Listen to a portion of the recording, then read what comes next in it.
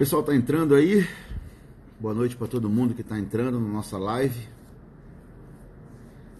Primeira pergunta que eu quero fazer para vocês é se a conexão tá legal, se a iluminação tá legal, se o áudio está legal.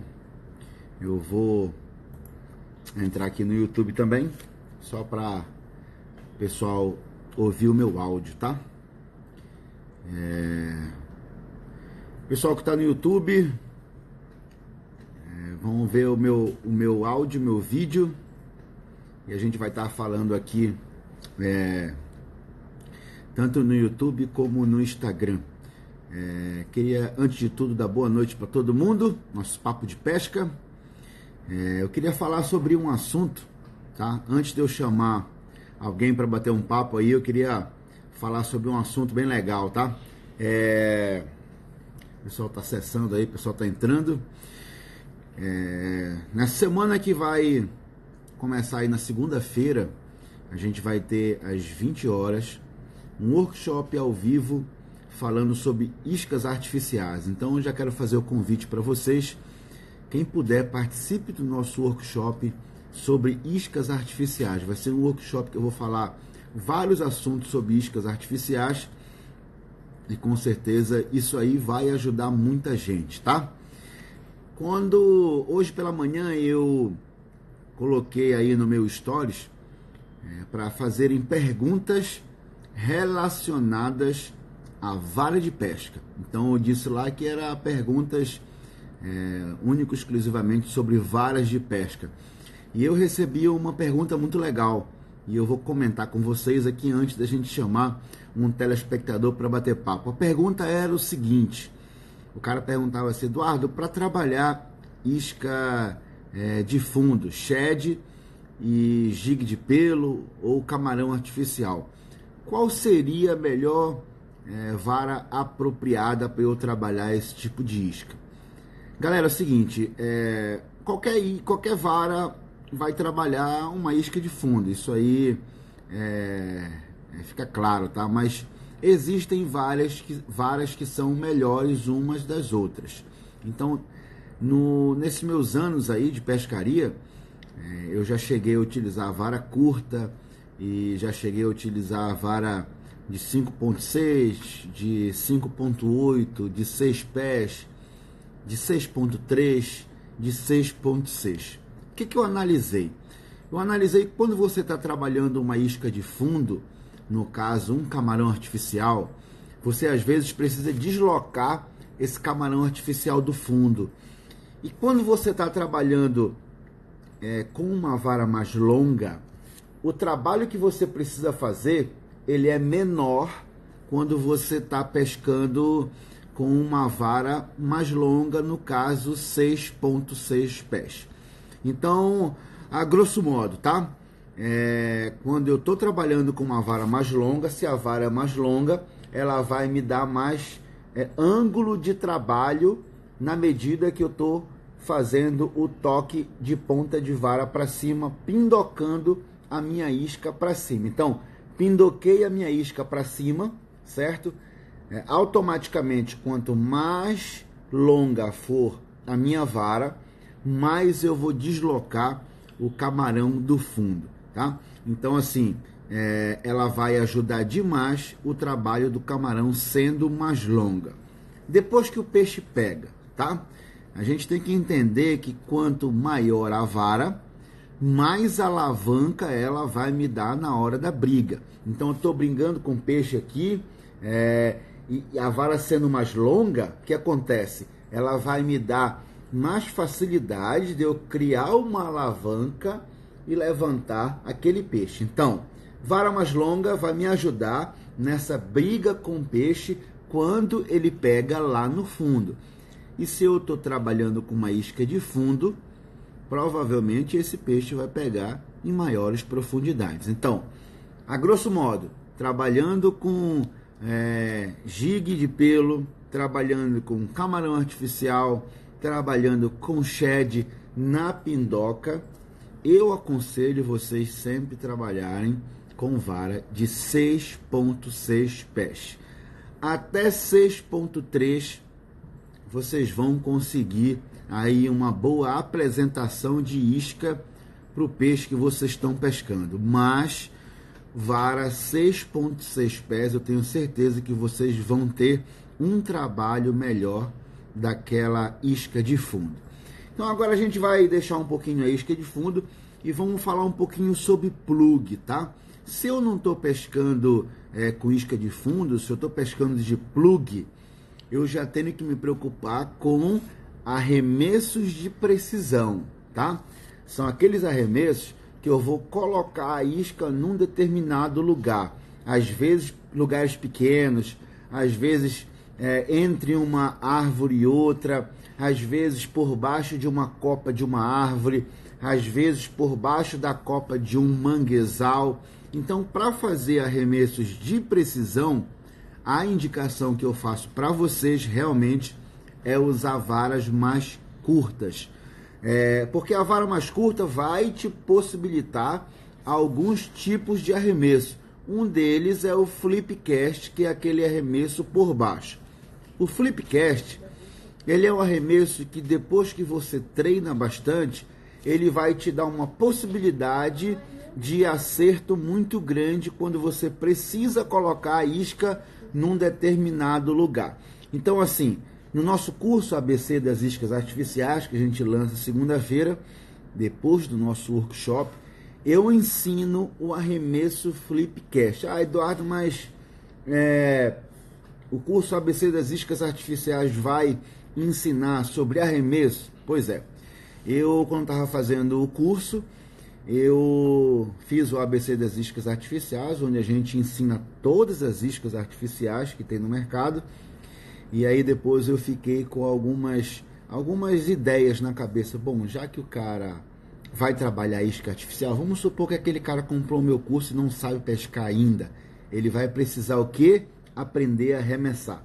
Então eu fui para o Mangue, gravei overhead cast, flip cast, side cast, backhand cast, e aí eu gravei todos os arremessos aí que vai estar disponível para vocês no meu curso. E aí quando eu cheguei depois em casa, e eu pensei assim, pô, bacana, eu ensinei o pessoal a usar arremessos, né? E se esse cara souber arremessar, eu estou ensinando ele a trabalhar isca, mas ele não sabe amarrar a isca no snap ou no anzol. Voltei para lá e fiz um conteúdo bônus ensinando vários nós de pesca. Então também vai ter vários nós de pesca no nosso curso ABC das iscas artificiais. E depois eu cheguei em casa, bacana, já tem os nós agora, já tem os arremessos, tem todas as iscas. E se esse cara não souber a vara certa para trabalhar cada isca? Então voltei para lá, fiz mais um conteúdo extra. Qual a vara certa para você trabalhar tal isca? E assim, cara, o que eu tenho para falar para vocês é o seguinte: o meu curso já está com 17 módulos só de bônus. Cada módulo com 2, 3 aulas, porque uma coisa vai puxando a outra, que vai puxando a outra. Eu acredito que a pesca esportiva ela é um entrelaçado de coisas, né? Então, eu tenho muitos conteúdos bônus durante a semana, eu vou falando para vocês. Mas o que eu tenho para dizer para vocês é que o cara que adquiriu o ABC das iscas artificiais vai aprender do zero a ser um pescador de alta performance. Então, se você está começando agora a pescar e for adquirir esse curso, ele vai te ajudar demais, demais, porque ele está muito completo. Só o e-book que eu fiz de iscas soft, ensinando a trabalhar isca soft, eu passei um final de semana inteiro fazendo esse e-book para vocês. Então, hoje eu coloco a cabeça no travesseiro e sei que eu tenho o melhor curso de pesca esportiva já feito no mercado. E futuramente a gente já está com ideia de traduzir ele para o inglês e espanhol, porque a gente tem, graças a Deus, telespectadores no Brasil inteiro e no mundo inteiro aí que chegam atrás do nosso conteúdo. Mas futuramente eu vou falar mais sobre o curso para vocês, tá? Só quem está perguntando, o curso vai ser lançado segunda-feira, após o nosso workshop ao vivo. Nosso workshop ao vivo, gratuito, vai ser segunda-feira, às 8 horas. Eu vou abordar muitos assuntos sobre iscas artificiais E no final eu vou lançar o curso para quem quiser se inteirar mais sobre esse assunto aí que é fantástico, sobre iscas artificiais. Então agora chegou a hora da gente bater o nosso papo de pesca. Quem tiver dúvidas aí, perguntas, se quiser fazer pergunta, diga que eu vou chamar aqui no Instagram. No YouTube, a galera que estiver acompanhando no YouTube, eu vou, quando a pessoa participar aqui no Instagram, eu vou ler a pergunta e todo mundo do YouTube vai acompanhar também a pergunta que o telespectador for fazer para mim. Então quem quiser participar do nosso papo de pesca agora, diga aí, eu tenho uma pergunta, tá? Eu não vou responder ainda perguntas sobre o curso, eu quero que vocês façam perguntas relacionadas realmente à pesca esportiva de um modo geral, beleza? Deixa eu chamar um primeiro aqui, eu tenho uma pergunta, Rafael, se vocês tiverem uma... Pra gente bater esse papo, né? Vamos lá. Rafael Rodrigues, esperando ele acessar aí pra gente bater aquele papo.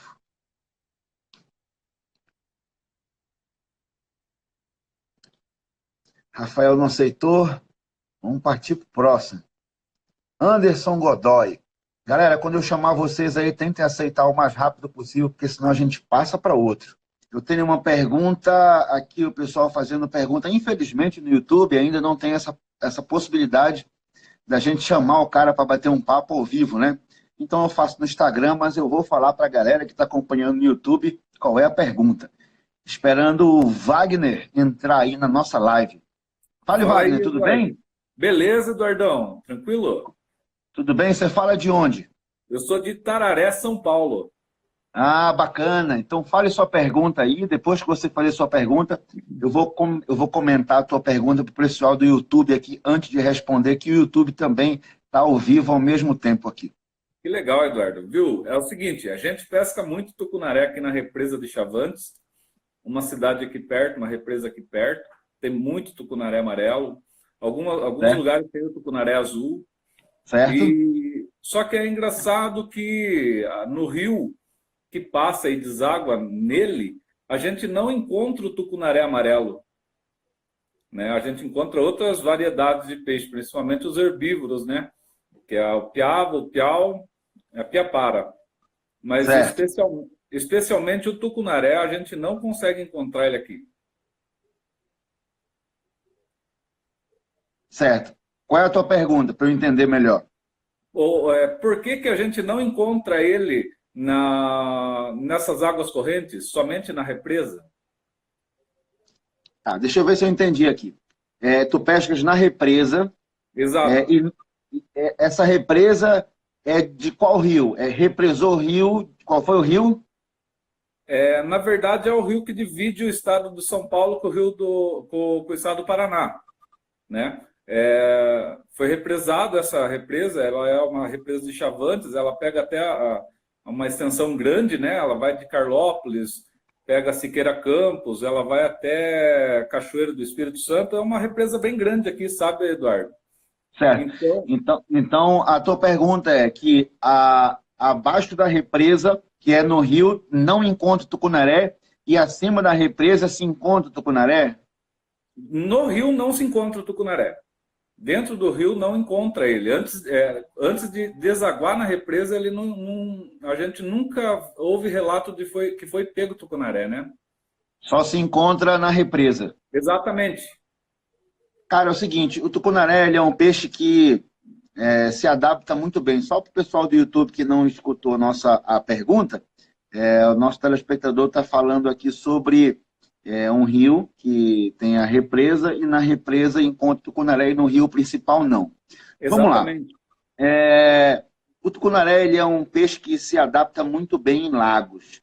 A maior prova disso é quando você está pescando num rio principal, vamos supor, na Amazônia, eu estou pescando num rio principal.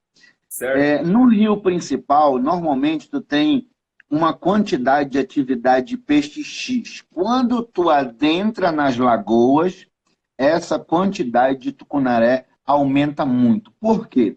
Porque o tucunaré normalmente tenta desovar em água parada. Tá? Na última pescaria que eu estava fazendo, em Barcelos, é impressionante. O próprio guia fala pra gente, não, Eduardo, a água aí está correndo. Às vezes tu nem percebe que a água está correndo, mas a água está correndo. E o cara fala, não, aí o tucunaré não desova. O tucunaré realmente só desova quando a água está mais parada. Então, o fato de não encontrar o tucunaré no rio principal deve ser por essa questão do peixe sempre estar procurando uma água mais parada para desovar. Se ele desova lá, vai aumentando a população de tucunaré nesse lugar. Então, pode ser que seja por esse motivo. Mas aí o cara pode perguntar para mim assim, Eduardo, mas eu pesco, por exemplo, no rio Xingu, que é água corrente, e tem muito tucunaré. É porque o peixe, mesmo no rio Xingu, tenta encontrar locais que a água fica parada. No rio Xingu, por exemplo, é um rio de corredeira, mas que tem remanso, mas que tem pedral, e aí locais que a água para, locais que formam pequenas lagoas, e o tucunaré vai e desova lá. Então, a melhor explicação que eu acredito para essa situação seja isso mesmo. Mas a parte da desova, né? Porque Eu acredito que sim, porque ele vai procurar sempre um local com uma água mais parada para desovar. é bem interessante, porque eu vejo muito, tanto dos programas seus, quanto do Nakamura, né? O Johnny, mesmo eu vejo muito de vocês estarem em águas correntes e vocês estarem fazendo esse tipo de pescaria. Eu acho muito interessante, porque a gente aqui é acostumado a pescar em água calma, né? Represada, e no rio, na onde que tem a corredeira, a gente não consegue encontrar ele. A gente fica na pesca do peixe herbívoro, que é a piava, o piau, o pacu-cedê. Então a gente faz muito desse tipo de pesca para cá também. Mas uma não dá para fazer uma e a outra junto, né? Sabemos. Mas é impressionante, cara, como nas lagoas, tu sempre encontra mais tucunaré do que no rio. Eu tenho um rio que eu pesco bastante, que é o Rio Trombetas, e abaixo de Cachoeira Porteira, que é uma cachoeira muito grande, tem o rio principal, extenso, e tem algumas lagoas que você pesca. No rio principal, cara, a produtividade de peixe é muito pequena no rio principal. Olha Cara, só. tu entra na lagoa, tu arrebenta de pegar peixe. Então, realmente, pelo fato do tucunaré procurar aquela situação de lago. E no lago também tem outros peixes, no lago tem mais alimento, no lago tem mais presas, tem alimento no lago. Então, o tucunaré procura aquele habitat do lago para desenvolver os filhotes, para desovar. Então, acho que seja mais por isso mesmo. Beleza?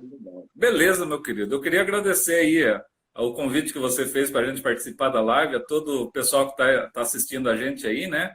O programa seu é um programa 10. O teu site é um site maravilhoso. A gente sempre é freguês lá do site de vocês. Estamos fazendo sempre aí as nossas compras, estamos sempre adquirindo novidades que vocês têm colocado no mercado. Muito bacana. Sou fã seu, sou fã do Nakamura aí. Cara, um prazer imenso estar Obrigado, conversando com um ídolo nosso de pesca. Obrigado. Sempre que você precisar, a gente está à disposição. Maravilha. Eu gostaria de convidar você para estar conhecendo aqui nossa cidade de Itararé, a nossa represa de Chavantes, o nosso rio Itararé, uma variedade muito boa de peixes. Se você um dia tiver condições, vir conhecer a nossa região, o convite está feito. Obrigado, meu amigo. Fica com Deus aí. Um abraço para todo mundo aí da tua região. Valeu. Valeu, Itararé. Valeu.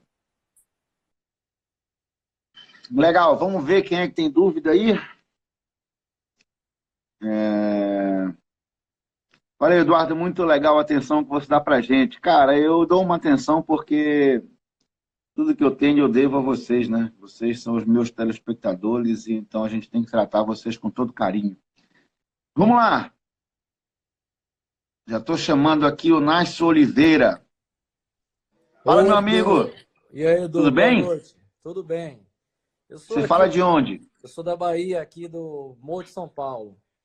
Bacana. Fala um pouquinho mais alto só. Eu sou aqui da Bahia, Morro de São Paulo. Bacana. Qual é a tua pergunta, meu querido? Ô, Edu, a gente aqui pesca também o tucunaré, ele foi introduzido em alguns rios aqui da Bahia, mais na região sul. E nós notamos, Edu, que tem alguns locais, quando a gente vai pescar, apesar de ter bastante alimento, né, para o tucunaré lá, a gente nota que o tucunaré cresce pouco. Tem tucunaré de 20 centímetros, já com a aparência de tucunaré adulto, já com cupim, já pronto para reproduzir. E não passa disso, de 20 a 30 centímetros do tucunaré aqui. Eu queria saber qual seria o motivo de Tá. eles não se desenvolverem tanto. Muito legal a tua pergunta. Então, eu vou só repetir para o pessoal do YouTube que não está te vendo. A tua pergunta é porque vocês pescam aí... qual é o lago da Bahia? Na região sul, em alguns rios, Rio de Contas, o Tá. Rio Oricó. E que o tamanho do tucunaré não passa de 25, 30 centímetros e o peixe já está adulto, já está reproduzindo, né? O porquê que esse Isso. peixe não cresce, não é isso? Isso, apesar de ter tanto alimento no rio. Tá, cara, duas coisas podem ser. Primeiro, pode ser a espécie. Tem espécies que realmente não crescem muito, tá? Aí o Keubere, por exemplo, é um peixe que não cresce muito. Ele não vai passar aí muito dos 45, 50 centímetros. Tem Keubere menor, tem região que vai encontrar maior. Mas vamos falar sobre outra situação, que é uma situação que eu acho que em muitas regiões do Brasil está acontecendo, tá? Que se chama o nanismo. O que é o nanismo? O nanismo, cara, é quando o tamanho dos peixes que vão reproduzir estão cada vez menores. Então, um rio, ele sobrevive através da genética. Então, como é que o criador de boi faz? Ele pega o maior touro, cruza com a maior vaca, depois que nasce os bezerros, ele vai ver qual é o que ficou maior, esse maior ele vai separar, ele vai cruzar depois com a maior vaca, e aí ele vai aumentando o tamanho do boi por causa dessa genética. Então, o que acontece no Brasil, muitas das vezes, é que os peixes grandes estão sendo mortos, a galera vai lá e mata os grandes exemplares, e aí os pequenos estão começando a reproduzir. Quando os pequenos começam a reproduzir, a genética desse pequeno vai passando para os filhotes. E isso vai diminuindo o tamanho dos peixes desses lugares. Por isso que a gente fala que, às vezes, é uma besteira quando a gente vê o cara falando assim: não, eu vou pescar, eu só vou matar grande, eu não vou matar pequeno. Cara, mas isso é um erro, porque ele matando grande, ele está matando, cara, a genética do rio, a genética do lago. Nos Estados Unidos, para você matar um robalo, por exemplo, lá existe o tamanho mínimo e o tamanho máximo. O tamanho máximo existe para proteger a genética do lugar. E o tamanho mínimo é para proteger a quantidade de peixe. Por que tamanho mínimo? Porque eles não deixam você matar um peixe abaixo da medida que ele ainda não reproduziu. Então, vamos supor, o tucunaré, 35 centímetros para ele, de repente, fazer a primeira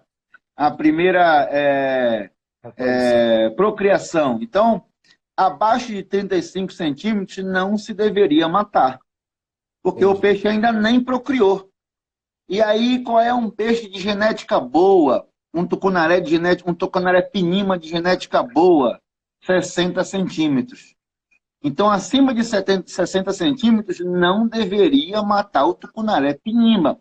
E abaixo de 35 também não. Então, deveria ter uma medida média para, de repente, existir esse abate, entendeu? Mas isso, infelizmente, no Brasil não acontece. Então, por isso que alguns rios do Brasil estão sofrendo com esse nanismo mesmo. Tá bom, Edu. Obrigado aí por tirar minha dúvida. E estamos aqui na Bahia. O dia que vem aqui na Bahia, Procura saber um pouquinho do Morro de São Paulo. Tem a pesca aqui do Robalo e a pesca de mar aberto aí. Já está antecipadamente convidado. Obrigado, meu amigo. Um abraço para todo mundo da Bahia e fica com Deus. Valeu! Valeu, meu irmão. Uma boa noite. Vamos lá, passar para outra pergunta já aqui. A gente desliga com um e já começa com outro aqui, hein?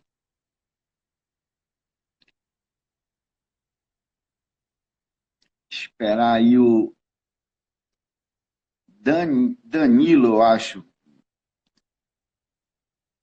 Vamos lá, vamos lá. Vamos aceitar rápido aí o nosso bate-papo para a gente poder falar com o máximo de pessoas possível. Não aceitou, eu já vou passar para outro. Wender, a bola está contigo. Wender, aceite aí para a gente bater aquele papo. Opa! Fale, Wender, tudo bem? Bem, Edu, como é que tá? Tudo bom, graças a Deus. Diga aí para a galera do Brasil que está nos acompanhando de onde você fala e qual a sua pergunta. Eu sou de Cascavel, Paraná. Eu era de Rondônia, mas estou morando aqui agora. Bacana. Qual é a tua pergunta, Wender? Edu, minha dúvida, na verdade tem várias dúvidas, né? Mas só que uma delas é questão de passador de vara. Igual hoje mesmo eu estava vendo uma vara de 1,63. Tinha duas varas do mesmo tamanho, porém uma tinha 5 passadores mais ponteira e outra tinha 7 passadores mais a ponteira.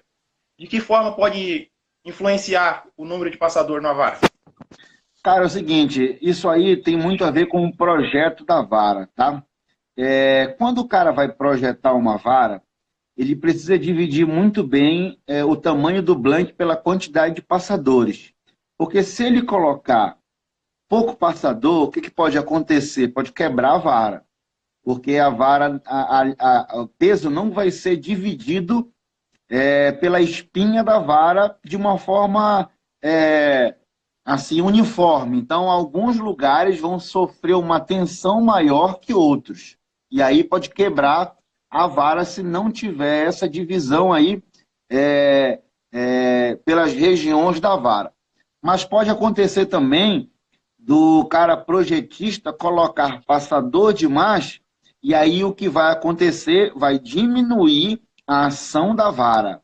A vara, às vezes, que deveria ter uma ação, uma certa flexibilidade, se ele colocar um número de passador maiores, essa vara vai diminuir a ação, atrapalhando o arremesso, atrapalhando a briga com o peixe e também deixando a vara mais pesada. Porque quando você coloca um passador, você coloca o passador, você coloca resina, então tudo isso é peso a mais na vara. Então, às vezes, essa diferença que você vê de um fabricante por outro é porque realmente são pessoas que vão lá e fazem o seu projeto. Agora, te dizer qual é o certo, qual é o errado, é difícil a gente falar um pouco do trabalho dos outros, né?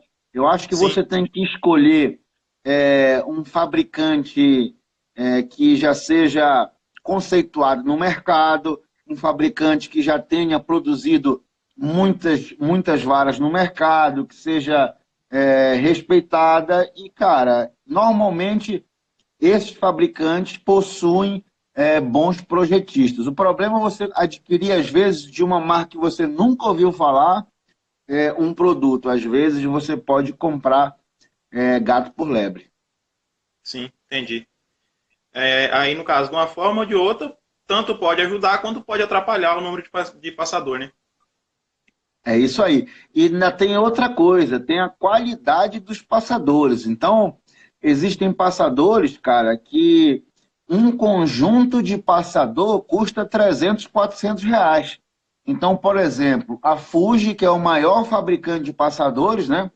Ela tem vários tipos de passador.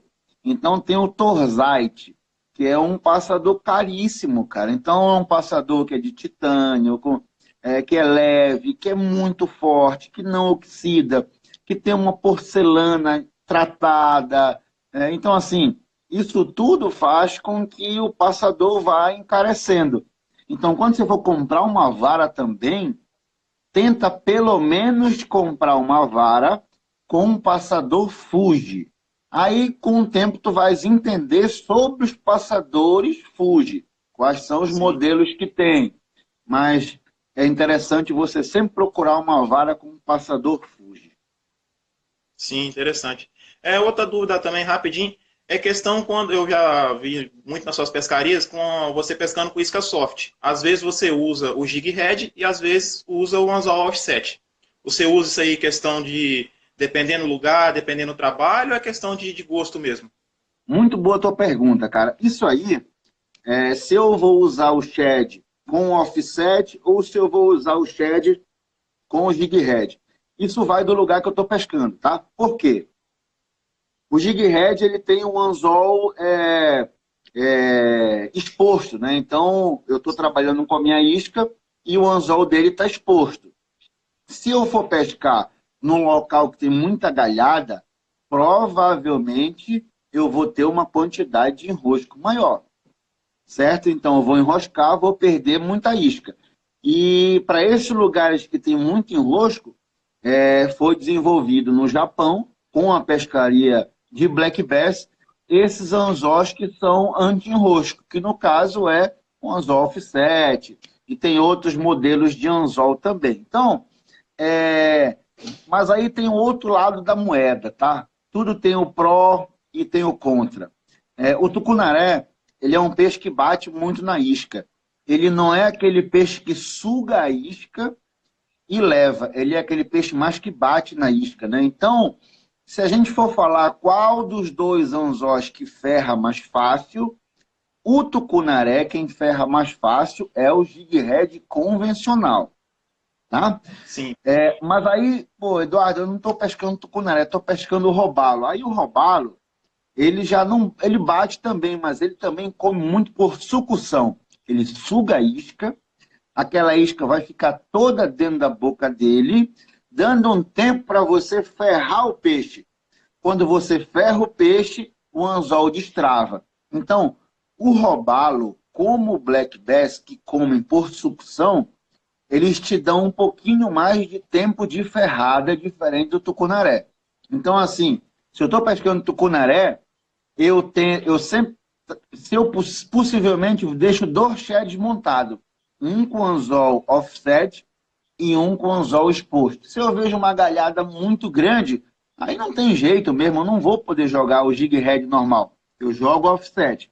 Mas passou daquela galhada muito grande exposta, cara, eu vou no jig head normal mesmo, de vez em quando enrosca, não tem jeito, tem que ir lá soltar, tem que ter paciência, saber soltar a isca com estilingada, mas são formas que a gente vai aprendendo. Sobre essa tua pergunta, é muito legal que tu fizeste a pergunta sobre as montagens de isca soft. E no meu curso, quando eu falei na abertura da nossa live, no ABC das iscas artificiais, eu fiz um e-book falando só sobre montagem de isca soft. Eu ensino várias montagens de isca soft e digo também o porquê daquela montagem e a situação que você deve usar aquela montagem. Então, já te expliquei aqui 2 montagens, então já te dá um pouco de base aí na hora que tu for escolher a tua montagem. Sim. Beleza? Beleza. Valeu, Eduardo. Fica com Deus. Obrigado, aí, um abraço e sempre que precisar a gente está à disposição aqui. Valeu, cara. Sucesso. Valeu. Obrigado, valeu. Valeu. Vamos lá. Quem tem pergunta, a gente vai chamar aqui. Cara, você é uma pescaria, suas tatuagens de estudo, é verdade, Igor? Ó, aqui, ó. Mandar um abraço pro Otavinho, meu tatuador. Tem anzol aqui. A gente estava falando disso aqui agora, ó. Offset e jig head. Esse aqui é o worm e esse aqui é o circle hook. Aqui tem o E-Shed. Nesse braço aqui tem Mad Dog. Tem um selo que eu fiz de tucunaré 80 libras. Tem uma sereia que eu fiz para minha esposa. Tem um bocado de coisa aqui relacionada ao mar, pesca, porque é paixão mesmo. Vamos lá, quem tem pergunta aqui? Pergunta sobre traíra. Esse peixe eu gosto. Pensa num peixe que eu gosto de pescar e traíra, hein? Vamos lá, Pedro Costa, odontologia. A bola está contigo aí.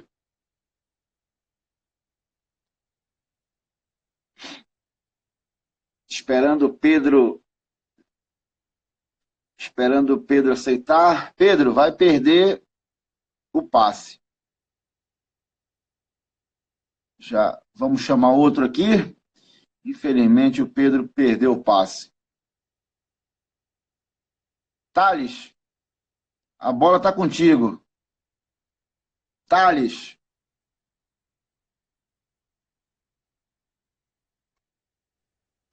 Fala, Fala aí, Edu. meu querido. E Tudo aí, bem como é que contigo? você tá, cara? Beleza? Bom demais. Vou Diga elogiar a aí sua para a live galera que aí. não, diga aí para galera que não lhe conhece, de onde você fala e qual a sua pergunta. Falo de Búzios, Rio de Janeiro. Tô esperando tua visita, hein, cara? Obrigado, obrigado. Ó, queria elogiar a sua live aí, falar que ela é muito útil, então eu vou ser breve para dar tempo de você responder outra pessoa. Você é Obrigado, meu lojista amigo. como eu, então me ajuda aí. Quando um cliente chega iniciando que ele só tem condição de montar um material, um conjunto, porque tem um custo mais elevado, ele está saindo de uma outra pescaria e ele quer montar um conjunto que atende ele mais ou menos aí para ele bater um jig, para ele bater um camarão, para ele bater um plug. Então, eu tenho o meu ponto de vista, mas eu quero saber o seu, que é muito importante para mim, cara. Cara, isso aí acontece bastante, né? O cara entra na loja e ele quer o mesmo conjunto, ele quer pescar tucunaré, ele quer pescar robalo, ele quer pescar pirarara, ele quer pescar tudo com um conjunto só. Exatamente isso. A primeira coisa que a gente fala é que é muito difícil tu ter um conjunto que o cara vai pescar espécies tão distintas, né?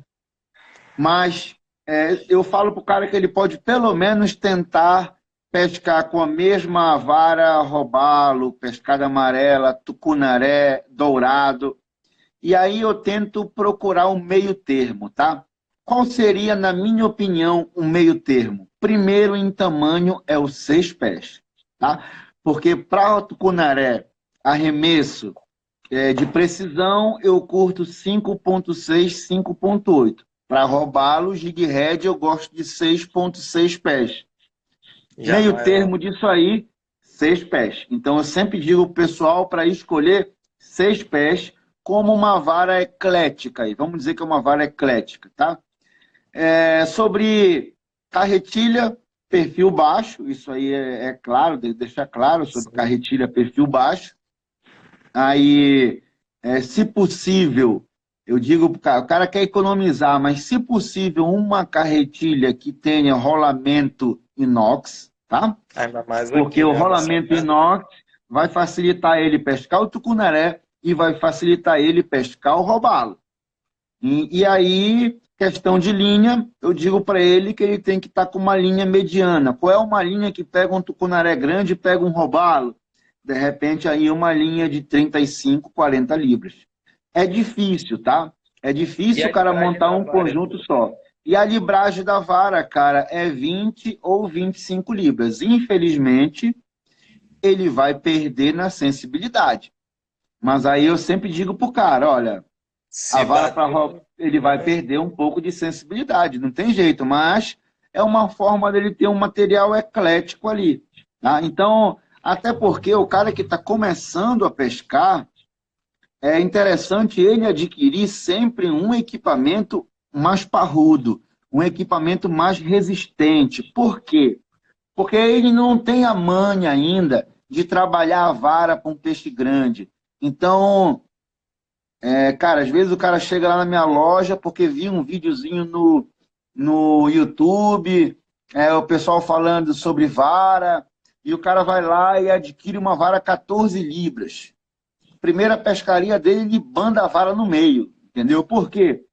Porque é uma vara que às vezes precisa de um pouco mais de cautela, um pouco mais de sensibilidade na hora de trabalhar o peixe, o cara não sabe, e ele acaba quebrando a vara. Isso acontece demais, tá? Então, até para os vendedores, às vezes, sempre pensar um pouco nisso. Vender um equipamento com um pouquinho de sobra, entendeu? Pensando numa pessoa que está começando na pescaria. Inexperiente, né? Geralmente eu recomendo umas 17 libras no mínimo, porque aqui a No gente mínimo. nem sempre a galera vai pescar de beirada, nem tem poucos pontos aqui preservados para a gente encontrar um peixe de 2 dígitos e tal. Então, o mínimo que eu recomendo aqui é 17 libras e tamanho aí entre 5 pés e 6 polegadas e 6 pés, porque a galera pesca no caiaque também, então às vezes a 6 pés está um pouco comprida, entendeu? Edu, Pronto. brigadão, irmão. Valeu, meu amigo. Fica com Deus aí. Um grande abraço. Outro, eu tô te esperando, hein, irmão. Fica com Deus Valeu. aí. Valeu. Vamos lá, quem tem pergunta aqui. Dá tempo ainda.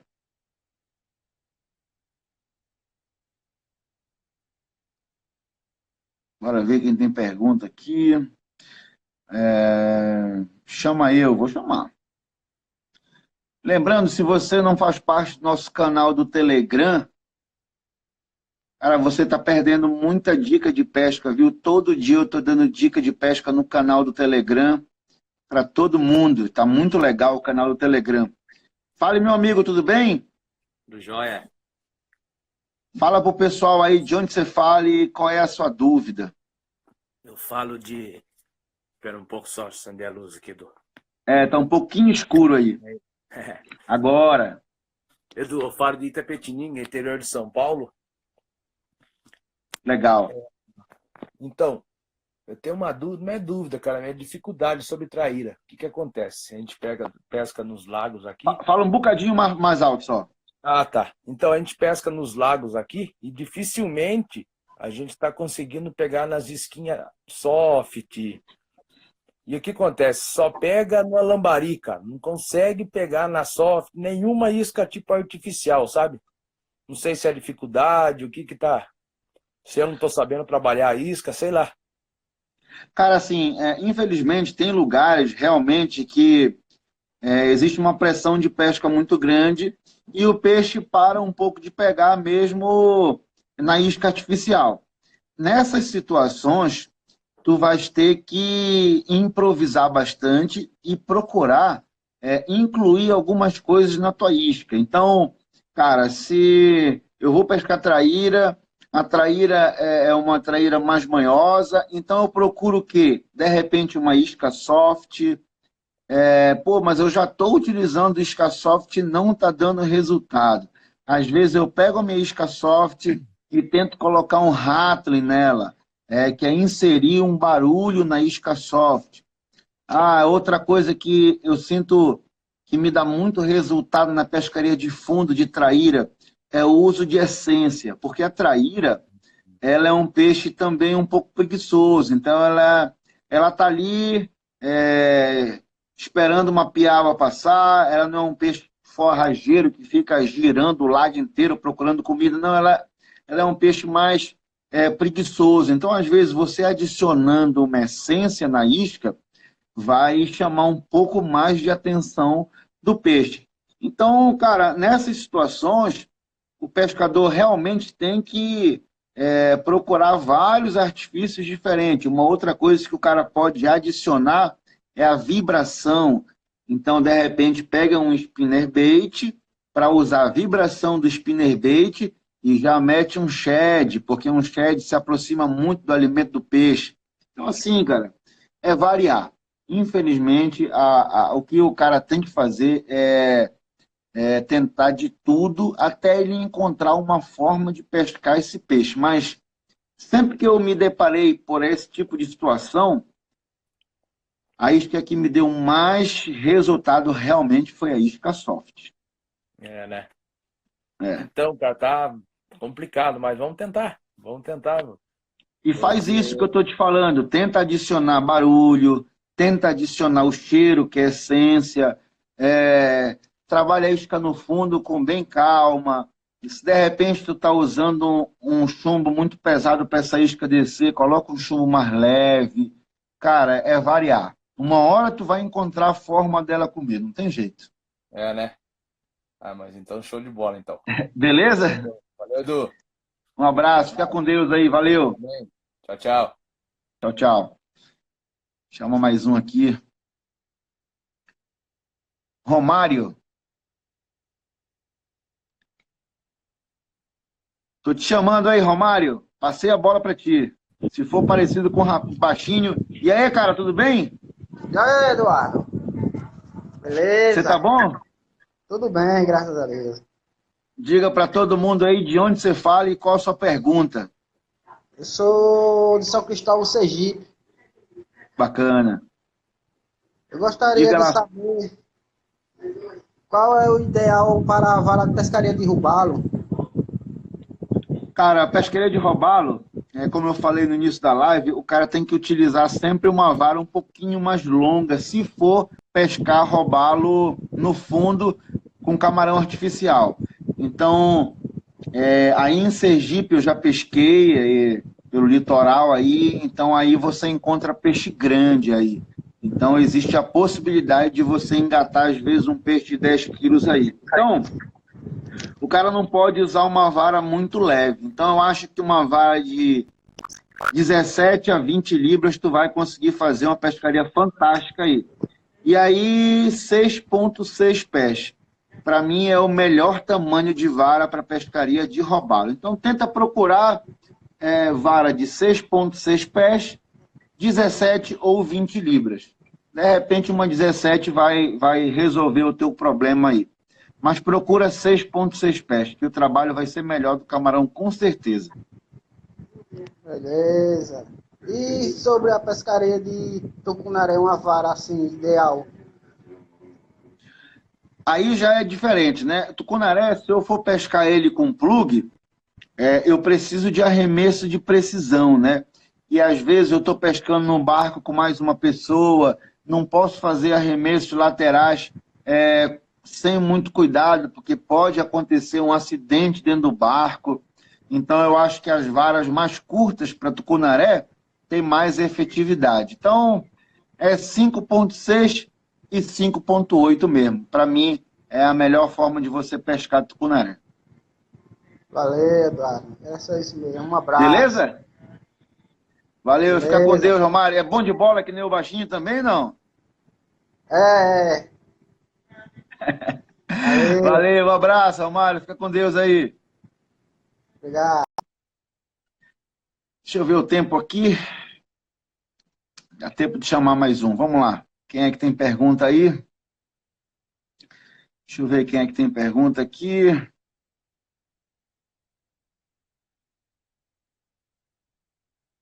Chamando aqui o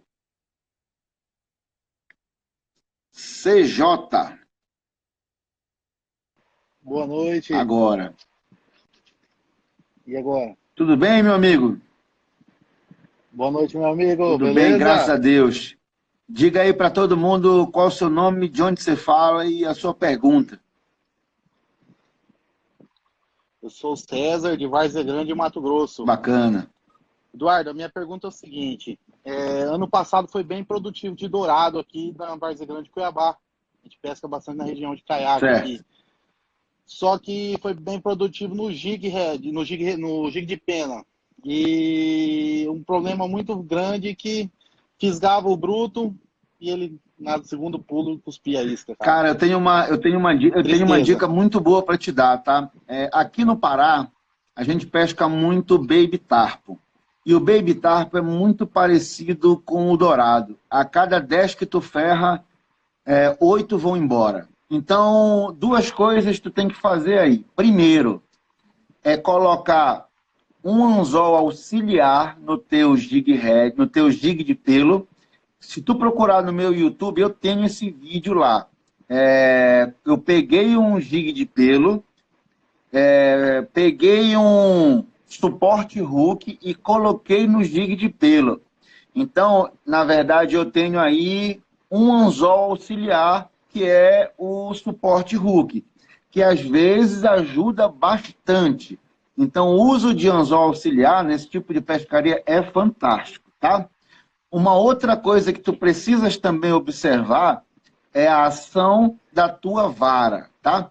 Por que a ação da vara? Porque às vezes eu vou ferrar o peixe com uma vara lenta, a vara lenta não ferra esses peixes. Dourado, tarpon, baby tarpon, traíra. Então a vara lenta vai fazer com que esse anzol não penetre o suficiente para segurar durante a briga. Então, às vezes, não é só a isca que o cara tem que se preocupar. Porque às vezes ele se preocupa com a isca, mas se esquece da vara que ele está pescando. Então tem que ser uma vara realmente parruda, ação rápida mesmo. Verdade. Verdade. Queria pedir um apoio também aí para a cota zero, que na nossa região está sendo bem debatida e o pessoal às vezes não entende que isso é importante para o crescimento dessa área. Eu já postei já bastante e, cara, eu apoio todo mundo aí que está fazendo alguma coisa relacionada à pesca esportiva no Brasil, para a gente ver se diminui a quantidade de matança. Com certeza eu apoio a cota zero sim. Beleza? Muito obrigado, Eduardo. Boa noite, abraço, fica com Deus. Precisando, a gente está aqui, viu? Valeu. Pessoal, nosso tempo acabou, então só tenho que agradecer todos vocês aí. Lembrando, faltam só 5 dias para o lançamento do ABC das Iscas Artificiais, que segunda-feira não deixe de participar do nosso workshop ao vivo, às 20 horas, tá?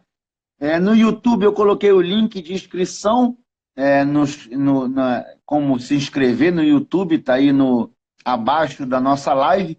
E no Instagram, na bio, tem lá na minha bio, que é o perfil lá de baixo, lá tem como se inscrever no workshop. Se inscreva, participe, e segunda-feira a gente vai estar aí com o nosso curso ABC das Iscas Artificiais disponíveis para todos vocês. Mais de 60 aulas de pesca para vocês. Um abraço, fique com Deus. Beijo do papai.